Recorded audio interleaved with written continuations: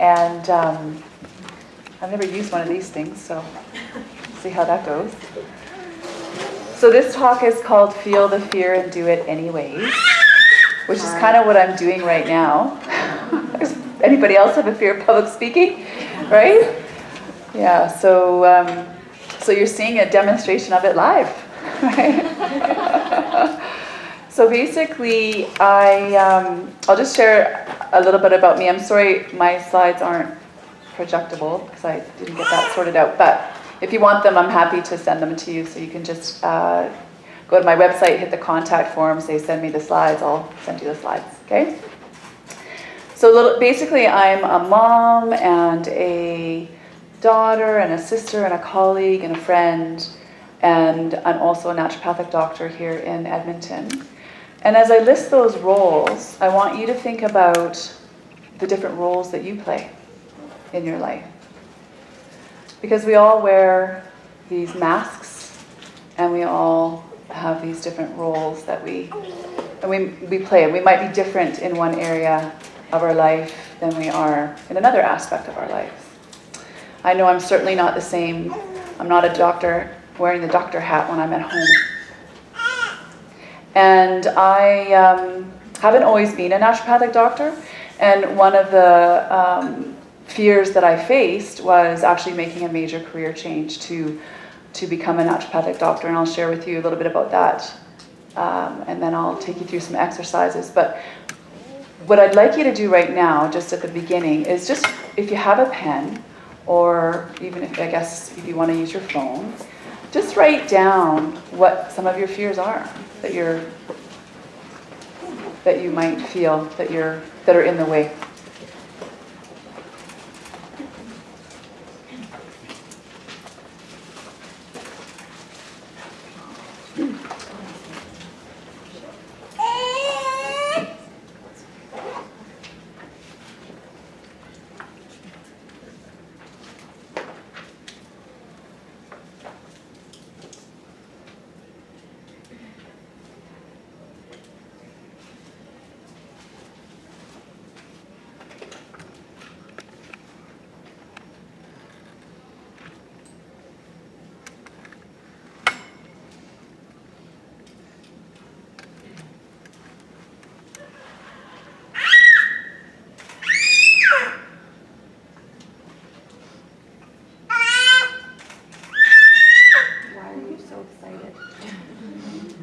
Sorry, he's usually so quiet.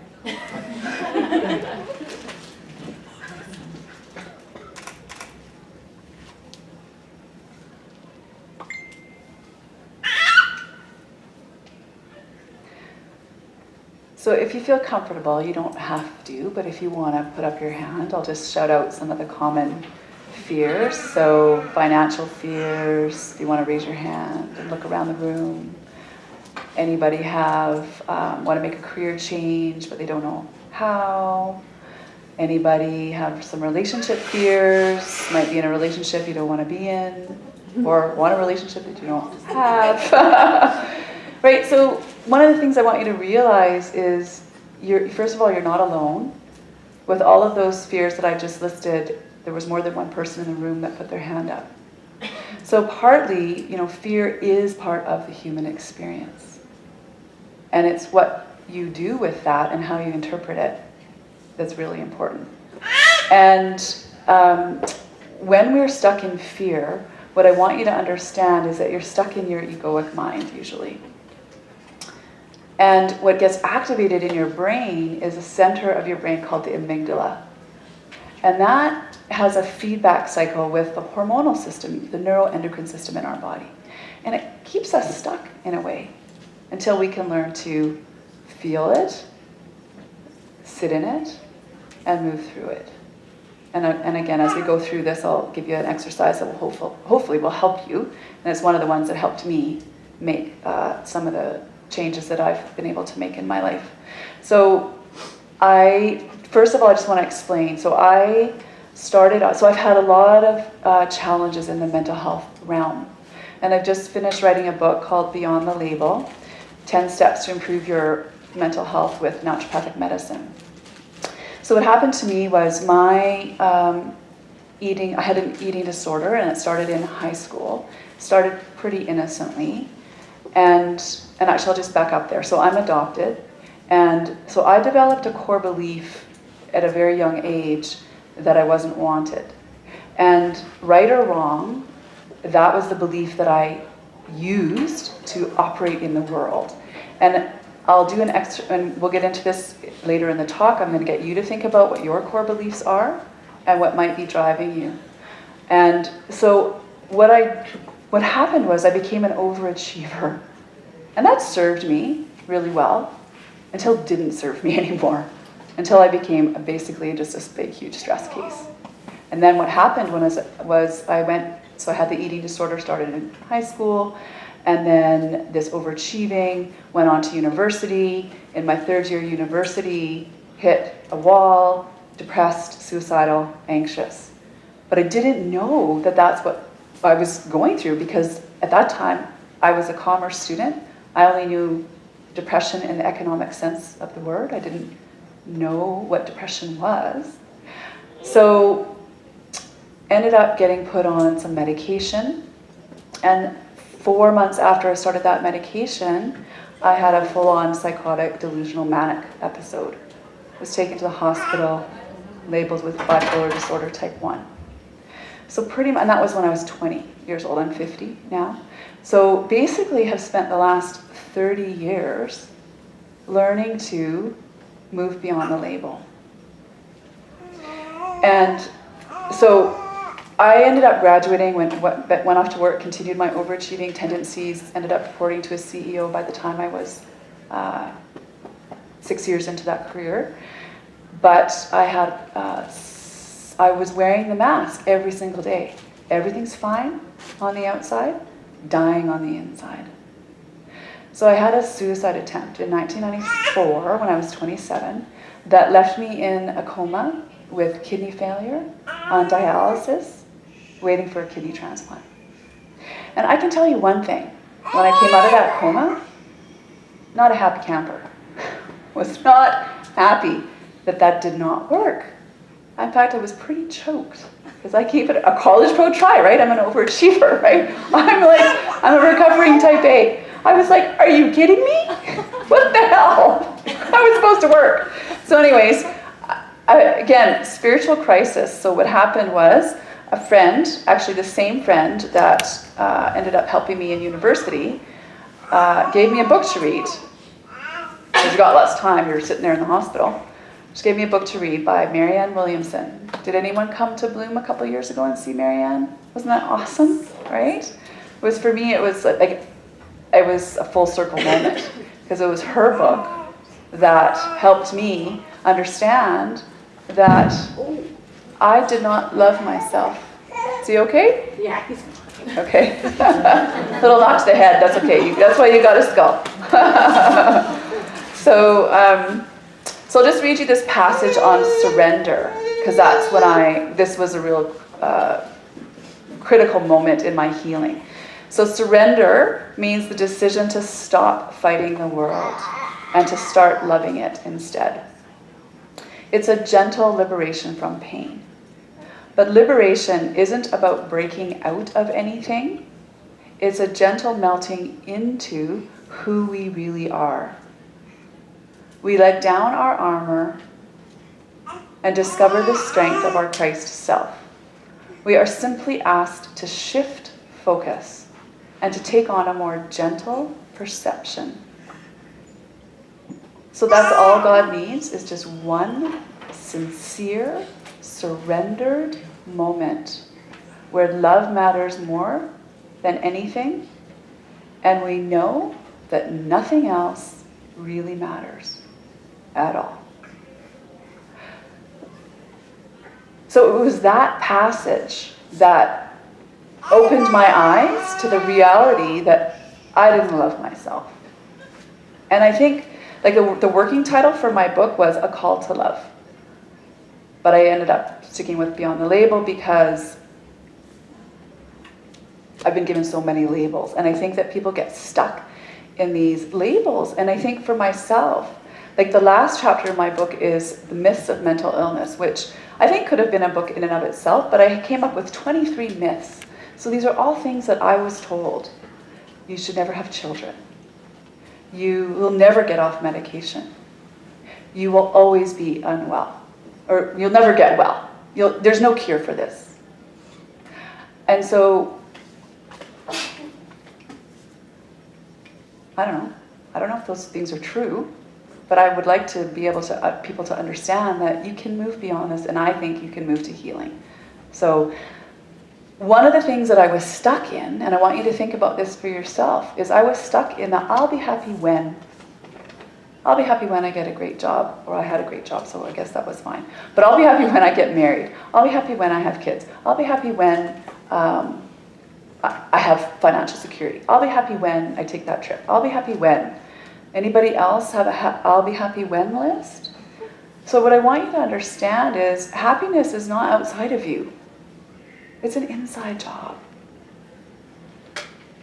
And when we have fears, often we are placing our happiness outside of ourselves. So I'm just going to read you this list of words that's under fear. So some other words associated with fear, or when you're in these states, it means that there's a fear behind it. So the words are anxiety, depression, anger, jealousy, hopelessness, greed, and pain. So the opposite to all those words falls under, what would be the opposite of fear? Does anybody want to hazard a guess? The overriding word? Courage. So yeah, I would say that's great. This particular slide says love. So love, and then grace, kindness, forgiveness, understanding, respect, cooperation, collaboration. So just recognize that perhaps, and I have another great slide that I didn't bring, but it's a soul versus ego line items, and these are very similar. So when we're stuck in the ego, we're in fear. When we're in the soul, or living from a heart-centered place, we're in moving from a place of love. And this is ultimately what we want to move to. So I mentioned earlier that one of my core beliefs was that I thought I wasn't wanted. So what I want you to understand is when we have fears, there's usually a core belief at play or a shadow belief. And does everyone know the difference between the two, or no? So basically, a core belief is usually conscious. So you usually are aware of it, and it's something that you use to operate in the world. So it's I believe that I should be kind to people. I believe that I'm lovable, or I believe I'm worthy. It's things like that, and I'll list a few in a second, and then I'll get you to jot down any that resonate with you of these core beliefs. Now, shadow beliefs are lurking in the recesses of our mind, and they're in the unconscious, but they're driving the bus, but we're not aware of it until you bring it into your conscious awareness. And I can tell you a shadow belief that I had. So I was working on this book. I've been working on this book for 7 years. And one of the reasons it's taken me so long is because I had a fear about coming out about bipolar disorder. Because I've lived my whole life with this voice in my head from my psychiatrist who said, don't tell anybody that you have this. Because I was in business, you got to remember, and it could be cutthroat in the corporate world, and health is private, and he didn't want, and this is in the 80s, you have to remember, this is a long time ago, there was no conversation going on back in the 80s about mental health. So I'm so happy to witness over the last 30 years, the conversation has shifted, but I feel that there's not enough action being taken. We're still losing people to suicide. By the year 2030, one person every second globally is going to commit suicide. A person every second globally. I mean, to me, that's a silent epidemic that's going on, right? So I'm happy to see the shift in conversation. I think it's great. But for me, I was really wearing this stigma and shame. And plus, I'm a professional, right? I'm a doctor. I had a fear that if people knew that I have this, the practice is I'm going to be destitute, bag lady, living on the street, because who wants to work with somebody who's crazy? So I had to work through my fears just in these last 3 years about coming out, just come out about this. So here's some of these core beliefs, and I'll read a few, and just if they resonate with you, just write it down. So I'm not worthy, or the opposite. So just in the interest of time, I'm not going to say the opposite of each core belief, just because it will be here all day. So I'm not worthy, or I am worthy. I deserve to be punished. I deserve to be rewarded. So I'm stupid. I'm bad. I'm worthless. I'm a loser. I don't deserve good things. I'm a failure. I'm not enough. And don't worry if I'm going too fast. It's okay. I'm boring. I'm crazy and I'm unstable. I can't be fixed. I always hurt people. I always hurt myself. I'm ugly. I have no hope. I am a mistake. I am shameful. I am inadequate. I am unlikable. So healthy self-esteem is somebody who has the opposite of pretty much everything that I just said. But a lot of times, for most of us, there's one of these perhaps lurking in the background.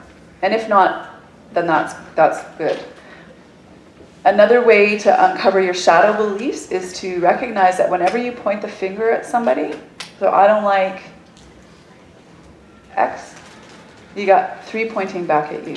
That's a shadow. It's something within yourself that you're not willing to look at. You're willing to project it onto somebody else, but you're not willing to honor that within you. And we carry it all. We are this and that. We are good, we are bad. It's just what's going to be the prevailing dominant force in your life. We're all balanced, like that Ed Sheeran song, right? Everyone heard that Ed Sheeran song, What's Love? Got something about love. Anybody heard that one? We're all balanced on a razor blade, something about good and evil. Anyway, I'm not doing it justice. It's a great song. And you definitely don't want me to sing. So Debbie Ford is the person who I sought coaching and help from to get, she's passed away now, but she's got some great books. Shadow Beliefs is one of them. And this quote from her, a shadow belief is an unconscious belief that influences our entire lives, tells us what we can and cannot do, and drives our behavior. And people in our lives serve as mirrors to us and help us reflect back parts of ourselves that we're not willing to look at. So this friend of mine, Lisa, who I've mentioned, gave me the book, A Return to Love, and she was instrumental in getting me help in the first place for my first depression. When I was recovering from that, when she came to the hospital to visit me, I can tell you what she for the first time really in my life, the look on her face clicked that I mattered to her. And it was really the first time that I kind of felt that, like the image is burnt into my brain. So basically, how do you feel the fear and do it anyways? I borrowed this title from a book. It's a book by Susan Jeffers. Has anybody read that? Yeah. So I bought that book in 1998 because I wanted to make a career change. I knew I wanted to make a career change. I started working in 1990 when I graduated from university, and I knew I wanted to make a career change in 1992, but I just didn't know what I wanted to do. I was the typical 22-year-old at that time. I had no clue. Well, that's not true. I had some clues, but I was afraid to do them. And when I'm working with my patients who are in their 20s or just graduated from high school, I say to them, you don't have to have it all figured out. Like, you don't. That's what your 20s are about.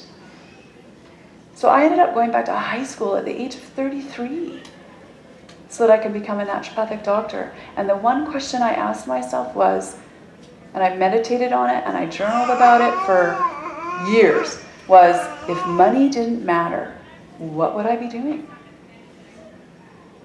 And it certainly wasn't the corporate gig I was doing. Because when you get to the top of that corporate ladder and you hit the top of that glass ceiling, it's a nice view, but it's a lot of stress. And it wasn't worth it for me. It wasn't worth my health. Because I was sick and tired of being tired and sick. So that was my big, huge fear. I didn't tell anybody because I knew if I spoke to people, like my parents, for example, they would say, "What are you thinking? Have you lost your mind? Are you taking your medication?" It's probably what they would have said to me, right? So I just made the change. I quit the job and then I freaked out, right? Oh my God, what have I done? But you know, my naturopath always said to me, "You know what, Chris, don't drive by the rearview mirror. Don't drive by the rearview mirror. If you're always looking back, you're never going to go forward." So I learned to keep moving and trust in faith and trust that I'm being guided. We're all being guided. And if you walk in that space, the doors will open. Some might close, but that's okay. And one of my out there views about mental illness, like depression, for example, and anxiety, is it's a way by which our spirit and our ego are in conflict, or our soul and our ego are in conflict. So our ego wants to go north and our soul wants to go south, or maybe it's easier to go east and west. And it's like we're pulled and we don't know which master to listen to. So we stay stuck, paralyzed, trapped, until we learn to trust the intuition or the soul versus the ego. So what I'm going to teach you now is something called, what I work with, and when I work with patients, is called working with problematic thoughts and breaking the thought emotion cycle. So what I want you to understand is when you're stuck in fear, what is that? Basically just a thought. It's just a thought that you can or can't do something, pretty much, right?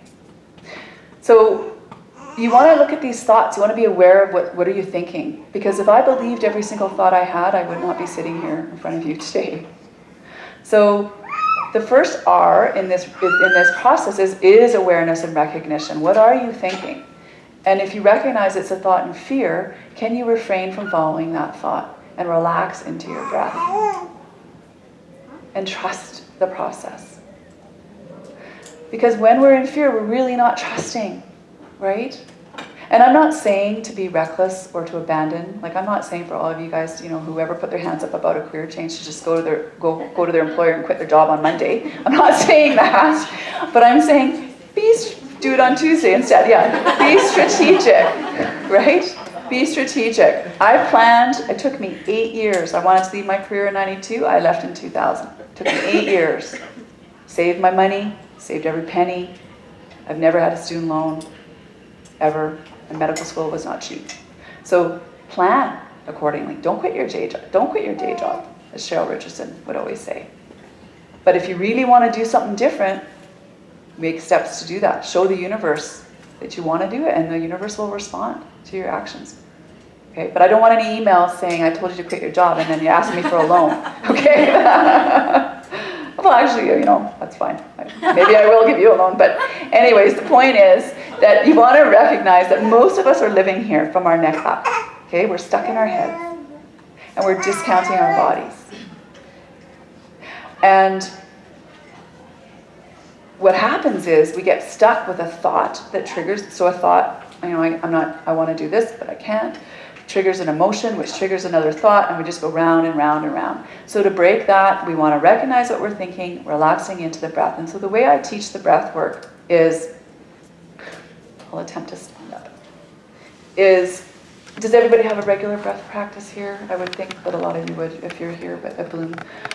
But if you don't, I get people to put their right hand on their belly button and their left hand on the heart. And this balances yin and yang in you. So the yin side is the left hand side. And can you hear me? I'm hitting maybe the button. Can you hear me? Yeah? Get you to put that on your heart. So the heart is the fourth chakra in Ayurvedic medicine. This is the meeting of the mind and the spirit. This is a yang organ in Chinese medicine. This is a yin side. So you're balancing yin and yang. The right side is the yang side in Chinese medicine. I get you to put that on your belly button. This is when you were connected in the womb to your mom. This is a yin area. This also represents from your hand below the first and second chakras in Ayurvedic medicine, which have to do with your sense of rootedness, security, groundedness, belonging. I feel like I'm putting connectedness in the world. And the other reason I want your hands here is, first of all, to illustrate that there's more serotonin receptors, which is involved in depression and anxiety, and I would say fear, between these two hands than there is here. And also, there's more electrical activity happening here than there is here. So, and when you breathe, that right hand has got to move, because otherwise you're not doing a full diaphragmatic breath. And so to bring this physiology around for you to understand, so most people are just breathing with the top little bits of their lungs. But our lungs go all the way down to here. Our diaphragm pulls across, or comes across, and it pulls down when our lungs inflate properly. And what's sitting right under your diaphragm, right on top of your kidneys? Does anybody know? Your adrenal glands, that's right. And what do your adrenal glands do when you're thinking thoughts that aren't serving you? They're freaking out, right? They're like punching out more cortisol because we got to help you, and it keeps you stuck, and your physiology works against you. And what's really important to understand in mental health is that the root cause can be neurotransmitter based, but it can also be hormone based. Every single hormone, estrogen, progesterone, cortisol, DHA, testosterone, every single hormone has as a symptom depression and anxiety when they're out of balance. So you always want to figure out, if you are experiencing those emotions or those states, what's going on in that person's life. And in my case, when I'm looking back now, I was totally an adrenal crisis going on. But the only option was psychotropic meds in the neurotransmitter realm. But for a lot of my patients, when I'm working with them, it can be both. It can be both. It can be neurotransmitters, but it cannot. You have to recognize the hormones. And if you take an antidepressant and you don't get better, well, that's because that's not where the problem lies. It's the hormonal system. Okay? And what kills me is I'm 50, not quite yet at menopause, but I see a lot of menopausal patients. What do they get put on for their hot flashes and night sweats? Antidepressants. But it's their hormones. So, drives me nuts. Anyways, so where was I? I went on a little tangent there. Oh, the breath. So with the breath, what you want to understand is it really is the most important thing here. When I told my naturopathic doctor that I was going to make this career change, he said to me, "Oh, Chris, all you got to do is teach people how to breathe. That's it?" And I'm like, "Really? Like, I go 4 years from medical school and I'm just going to teach people how to breathe? Okay, well, let's do that now. Skip school, right?" But what's the first thing when a new baby's born? What's the first thing we're looking for? First breath. There's another baby over there. Right? What's the last thing we're looking for at the end of somebody's life? That's right. Sleeping baby. Why aren't you? Not their last heartbeat, right? Anybody done CPR? What do we do when you find somebody comatose lying on the ground? What's the first thing? Airway, breathing. 2 things before you check for their heart circulation. 2 things. So breath is the gift of life. To take a deep inspiration, does anybody know what the Latin word of, right? Breathing. Yeah. Awesome. So the Latin derivation of the word inspire is to bring in spirit. Yeah? So, people aren't breathing properly. So pause into that breath, lean into it, breathe into it, face the fear. Okay? Can you hear me now?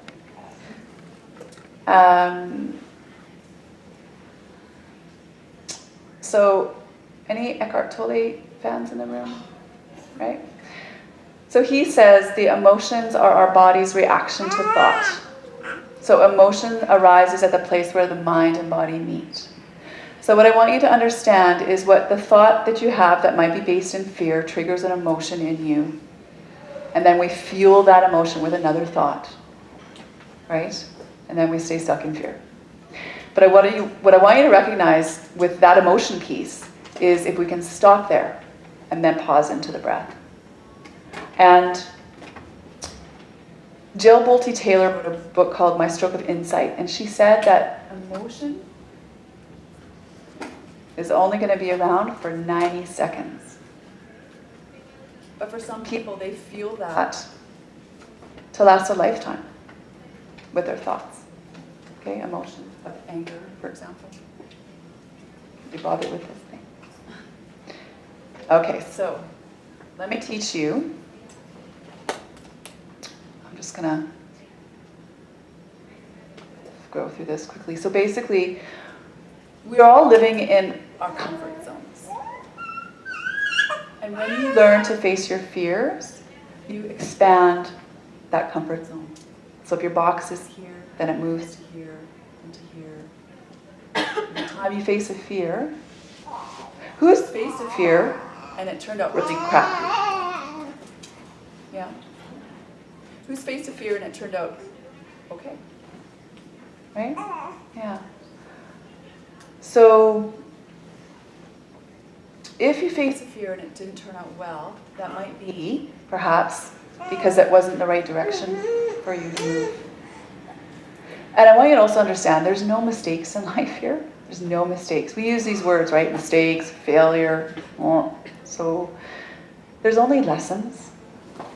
There's only lessons. You've all come here to learn a lesson. Does anyone know the concept of soul contracts? Yes? No? Yes? Yeah, so I wasn't planning to talk about that, so I'm just going to, and I'm going to be mindful of the time because I know you guys have other places to be. So I'll mention that soul contracts because I feel that one of my soul contracts, which is one of the reasons why I'm sitting here, is so that I do not succumb to suicide in this lifetime. That I've probably succumbed to suicide in previous lives, and that in this lifetime, I am not going to go by that. Believe me, I have tried, not once, not twice, three, four times. Still sitting here. Okay, overachiever, remember. Right? So I've given up, and I've realized that, okay, I'm here to love myself and others, and in turn teach you how to love yourself. And what I do with those thoughts that still come every now and then, like to visit me, because it's a deep wound right at the center of my being, is I just say, there I go, being pretty mean, pretty unkind, pretty nasty to me. And I've taken training in 5 types of counseling, and compassion-focused therapy is a really important therapy. So I want you to understand, if you're not being nice to yourself in your head, and your best friend would not accept the way you're talking to her, and you're talking to yourself that way, you need to change that dialogue within you to a more loving one. I ask I ask all my patients, how do they love themselves on a scale of 1 to 10? So you think about that answer for yourself. And some of my patients say -20. And that just totally, now I'm going to start to cry. That just breaks my heart. I probably would have answered -100 at the time, if you had asked me that question. But yeah, we're just, we're all